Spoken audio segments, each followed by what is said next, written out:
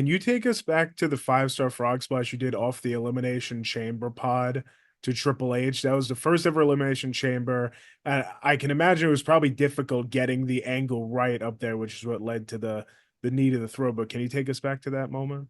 Yeah, so no one had been in the pod before. It was brand new. And so we were all trying to think of different ideas that we could do to be creative with it. Um, it wasn't my idea to do the frog splash off of the top of the door, but it was something that I agreed to, so it was totally on me.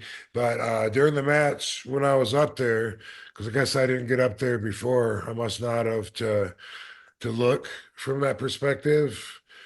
But when I got up there during the match, I remember thinking like I wasn't sure how far I would go out when I jumped because I was normally jumping off the bouncy rope Mhm. and getting a lot of air, and I could feel that, visualize it, and feel the peak of my jump, and then boom, come down. And with this, I wasn't sure like how far should I jump out? I don't want to jump, whatever. And anyway, when I came down with the frog splash. I over jumped just enough to where my shin came down across Triple H's throat. Mhm. Uh, so I overshot him. Uh, must have not counted for the height and got a little more out there. And so, yeah, crushed his windpipe and he had to go take an ambulance ride to the hospital afterwards. And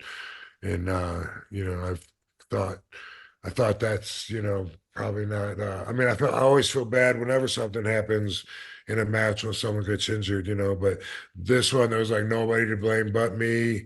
And I thought also, with him in his position that he's in and stuff, I thought that might not be too good of a person to get heat with right now at this point in my career, trying to adjust all the political BS and everything, because you Yeah. know, because a lot of it came from that direction.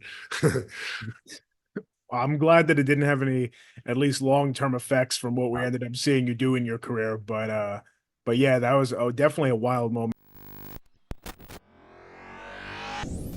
Rewind, recap, relive. For over 50 episodes, the revolutionary force in wrestling interviews.